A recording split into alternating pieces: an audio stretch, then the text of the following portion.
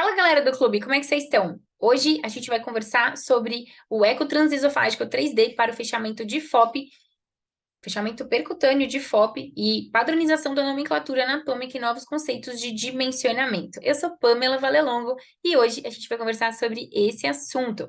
Esse é o trabalho que eu comentei com vocês e já começo pontuando a diferença entre FOP e CIA.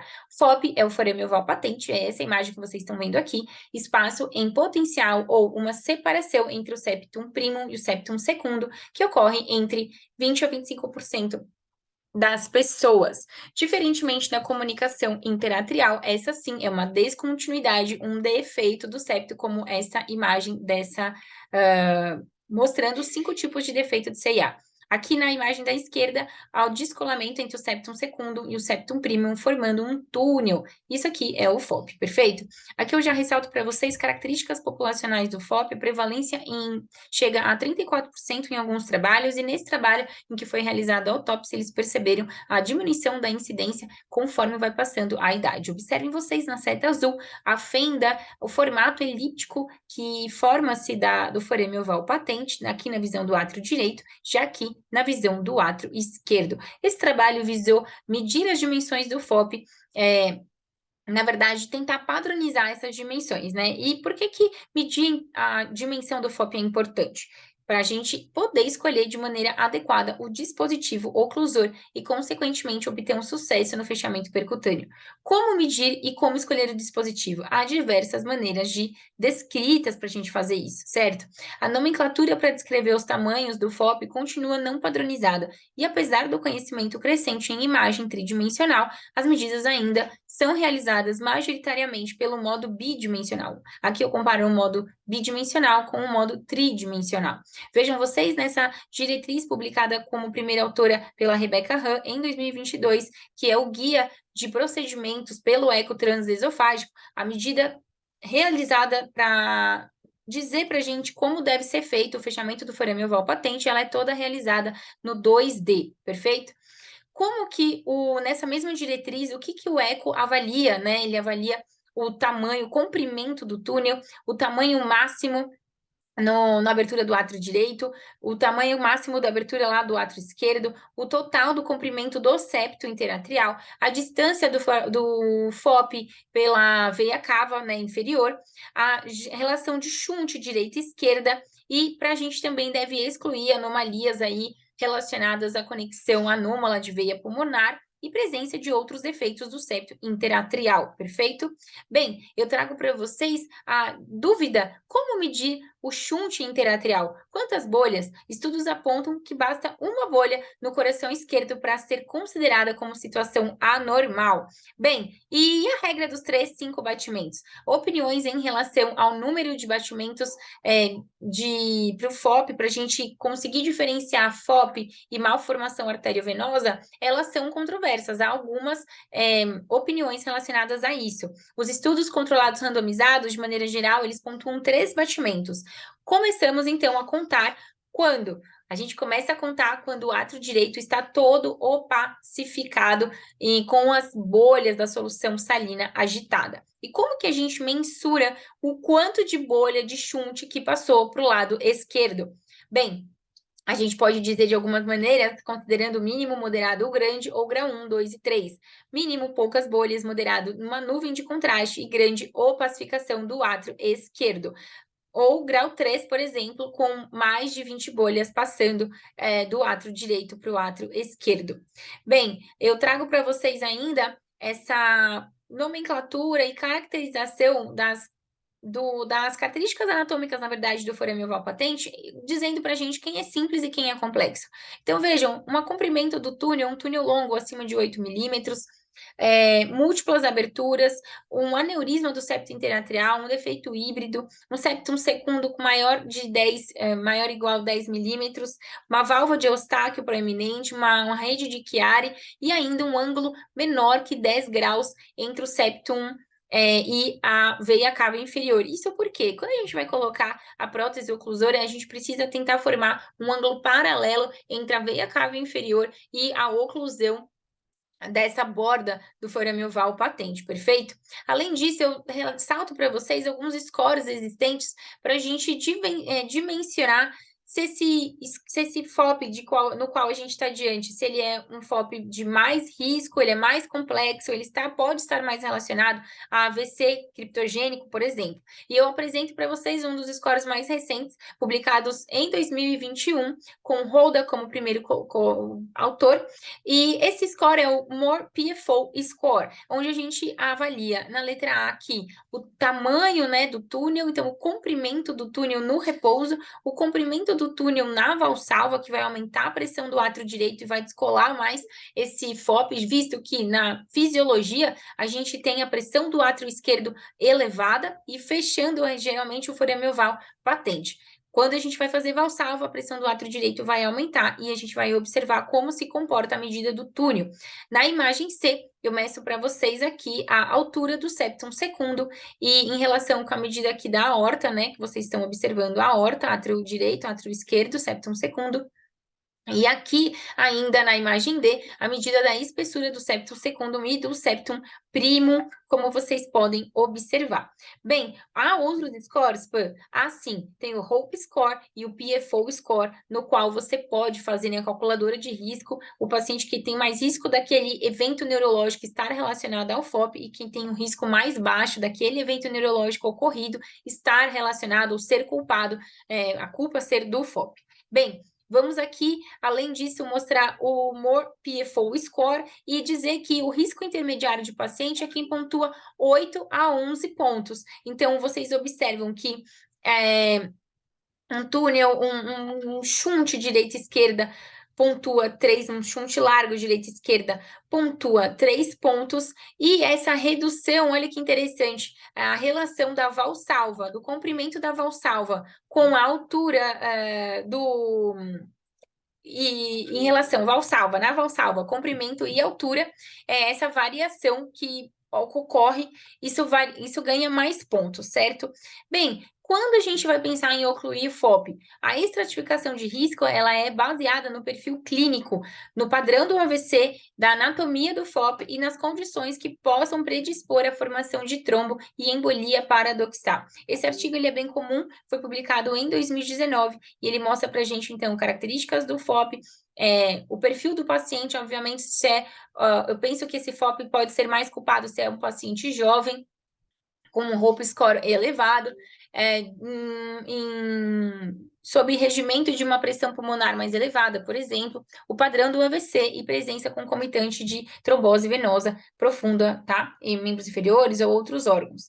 Esse trabalho publicado no JACC em 2018 também é interessante porque ele mostra para a gente, tenta responder a pergunta sobre para quem a gente vai indicar o fechamento percutâneo do forame oval patente. E vejam vocês, a gente tem que excluir todas essas condições para a gente, então, sim, chegar na indicação do fechamento percutâneo do forame oval patente. Durante todas as outras, se ele tem isso, vai ser positivo, a gente vai para terapia médica. Se não está com a pressão controlada, diabetes não controlado, vai para terapia médica primeiro. Se tem fibrilação atrial, a gente vai anticoagular. Então, assim, a gente tem que excluir cerca de 15 condições para a gente conseguir, então, ir para a indicação de forame oval patente. E eu já trago uma reflexão na sua prática clínica. Quais são os casos, perante quais casos você está diante? Você tem mais casos com pacientes que são indicados para fechamento do forame oval patente, ou casos que ficam mais em tratamento conservador, com terapia medicamentosa, seja agregante, seja com indicação de anticoagulante? Qual é o caso que você mais encontra, certo? Bem, vamos aos trabalhos que correlacionaram aí, tentaram comparar as próteses oclusoras, né, os dispositivos oclusores e fechamento de FOP e medicação. A gente não tem um estudo cabeça a cabeça que comparou anticoagulação com o fechamento do forame oval patente, porque a princípio parece que isso não é tão interessante para a indústria, mas a gente tem trabalhos comparando sempre com aspirina e clopidogrel e o fechamento do FOP, perfeito? Eu vou deixar para vocês marcadinho o RESPECT, o CLOSE e o REDUCE, que são trabalhos que foram positivos, que mostraram que o fechamento do FOP reduziu o AVC recorrente. Então, REDUCE, CLOSE e RESPECT todos publicados em 2017. São 5 principais trabalhos esses, onde a gente teve a comparação de próteses oclusoras com medicação, sejam elas antiagregantes, as plaquetários, perfeito? Aqui, características interessantes para quem é da área da ecocardiografia, vejam, tanto no RESPECT, no REDUCE, quanto no CLOSE, os pacientes tinham aneurisma do septo interatrial, muitos, né, tinham 36%, 20% e 32%. E os shunts moderados aí, direita e esquerda, então 75% do RESPECT, shunt substancial, 80% no REDUCE eram shunts moderados, e no CLOSE 100% com grande quantidade de shunt interatrial.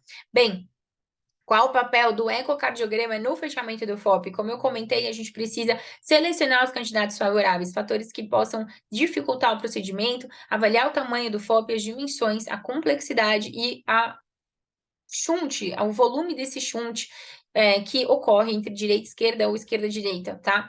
A gente auxilia o eco auxilia na escolha dos dispositivos mais indicados, guia e monitora o procedimento, avalia o resultado final imediato e detecta complicações também imediatas do procedimento, como derrame pericárdico, por exemplo.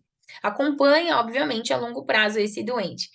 E shunt direita, esquerda residual? Bom, isso pode acontecer ainda em 25% dos pacientes que fecharam o forameoval e está associado a risco 3 vezes maior de AVC recorrente ou AIT após o fechamento do FOP. Obviamente, isso não é o que a gente quer encontrar. Se a gente faz um procedimento percutâneo, a gente quer resolver o problema do doente e muito menos deixar um shunt direita e esquerda que ainda aumenta, tem chance desse paciente ter AVC.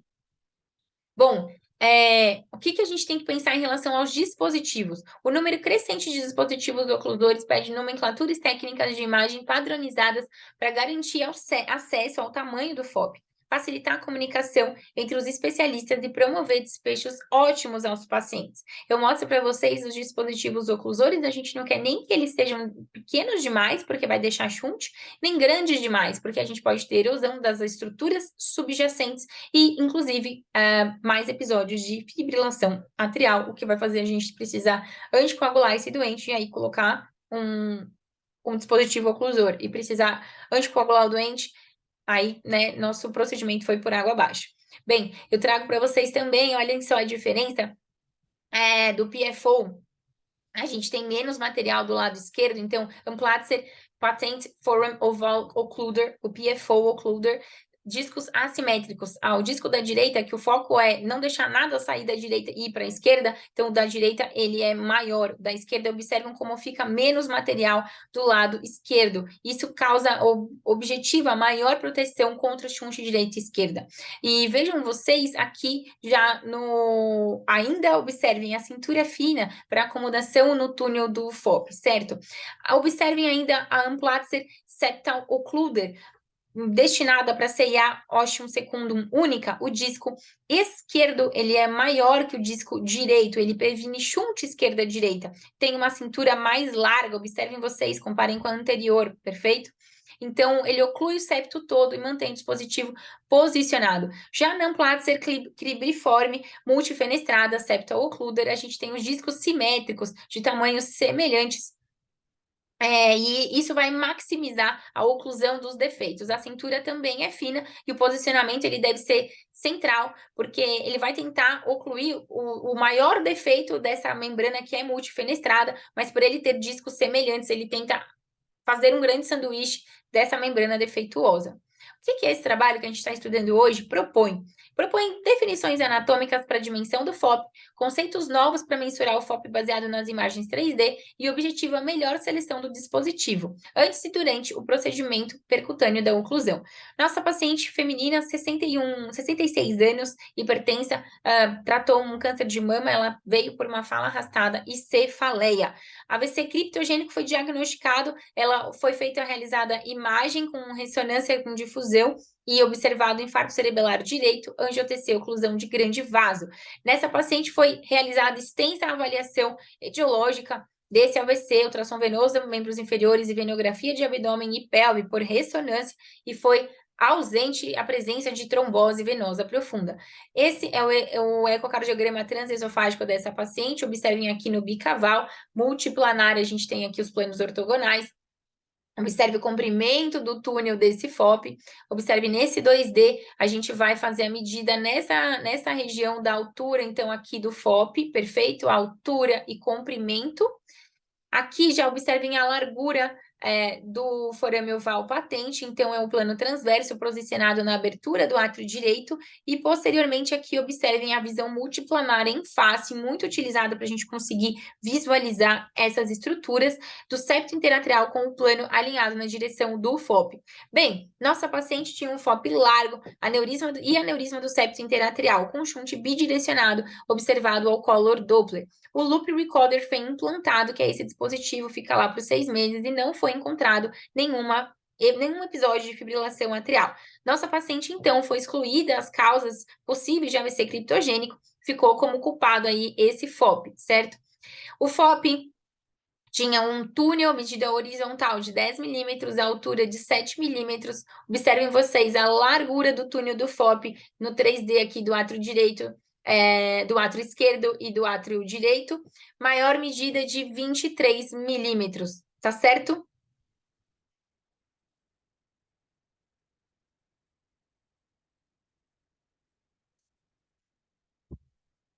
Bem, aqui são as fotos dessas imagens. As primeiras eu já mostrei para vocês. Na imagem E, observem a medida da largura pela abertura do átrio direito.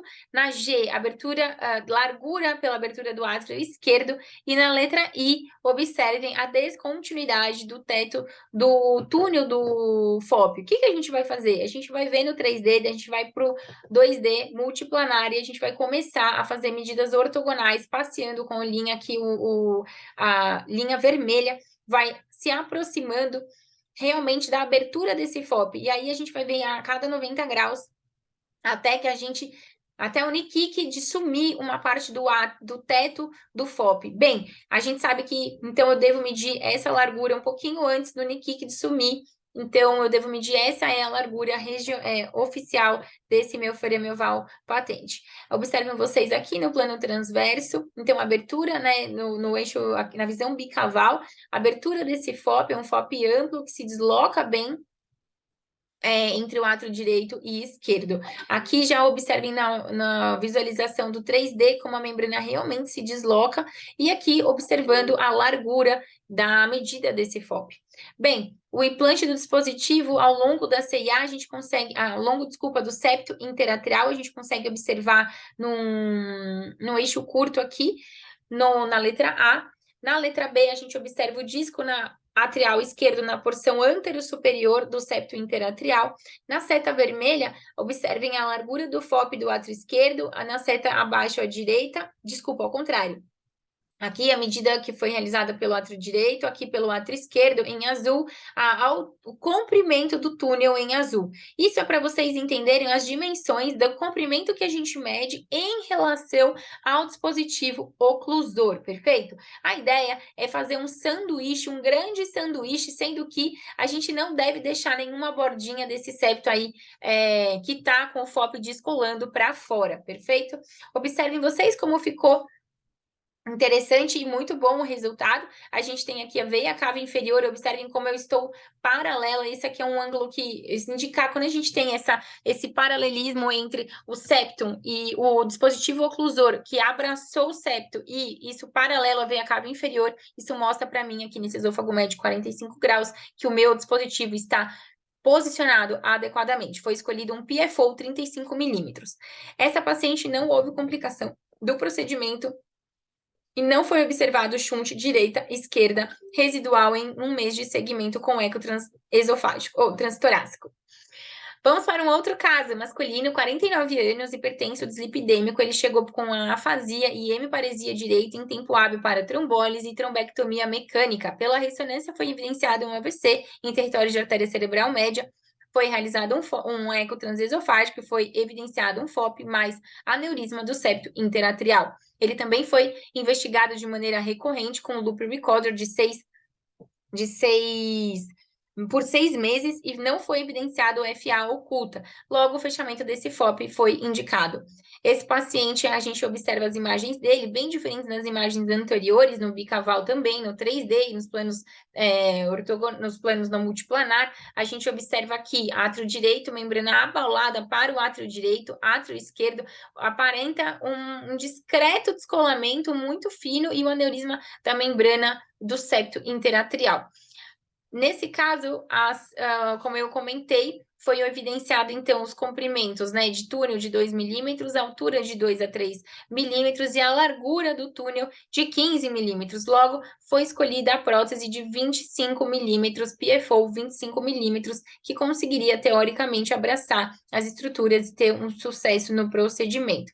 Então, eles utilizaram uma medida, um fio, para auxiliar na medida. Há alguns serviços no Brasil onde é de praxe utilizar também, como nesse serviço era, a utilização do fio, ou a utilização de um balão, que assim como a gente usa na CIA para medir a cintura, ele também pode ser utilizado para medir esse diâmetro e a forma que o balão fica, para observar como é dinamicamente esse FOP, como ele se comporta de maneira dinâmica. Então, foi utilizado um fio e aí viram que a largura, ao invés de 15 milímetros, era em torno de 20 milímetros. Mas ainda foi mantido o dispositivo de 25 milímetros como escolha. Observem vocês o dispositivo aqui, deslocando um pouquinho a membrana e tentando fazer com que a gente pudesse observar realmente o descolamento e a largura desse paciente, desse FOP. Vejam como, diferente do outro caso, eu tenho um ângulo bem ruim formado aqui entre a cava e a prótese. Realmente não ficou uma prótese bem posicionada, então ela foi retirada e foi passada outra prótese. Foi escolhida uma prótese de 35 milímetros. Observem vocês aqui no bicaval como realmente já ficou melhor. Aqui a imagem da prótese Eurocluder, 35 milímetros, adequadamente assentada entre a membrana do septo interatrial. Bom, teve sucesso no procedimento, não teve chuncho residual, não teve complicação e o resultado foi mantido após um mês do procedimento. O que a gente vai discutir nesse trabalho? A importância de entender a morfologia do FOP, entender que ele é um túnel formado pelo septum primum e septum secundum e que a gente tem a porção anterosuperior do septo, que é importante para nos ajudar a avaliar essa morfologia do septo. A abertura do átrio esquerdo adjacente à aorta e a veia cava superior, tipicamente em formato de crescente. Olhem só que interessante, como ela realmente tem um formato elíptico em crescente. A anatomia ela pode ser variável, com diferentes tamanhos, e isso pode ter diferentes significados clínicos em cada paciente. Vamos lembrar que o comprimento do túnel é a distância da abertura da fossa oval entre o átrio direito e esquerdo, a altura do túnel, separação entre o septum primum e secundum, e lembrar que ultimamente a altura e largura têm sido utilizadas como sinônimos, porém são medidas diferentes. A largura do túnel é o tamanho da abertura, tanto que você vai medir ali no átrio esquerdo quanto no átrio direito. Ela é observada na visão em face 3D e as medidas elas são mais apuradas se a gente faz pelo 3D, de acordo com esses autores que eles visam discutir isso. Sobre a seleção do dispositivo ocluser, não tem técnica específica estabelecida para escolha do dispositivo. A dimensão por balão, ela pode ser interessante, por exemplo, em alguns serviços são realizados, como eu comentei anteriormente. E, de certa maneira, com o fio, nesse trabalho, ele comenta que essa medida se equipara à medida do eco transesofágico 3D.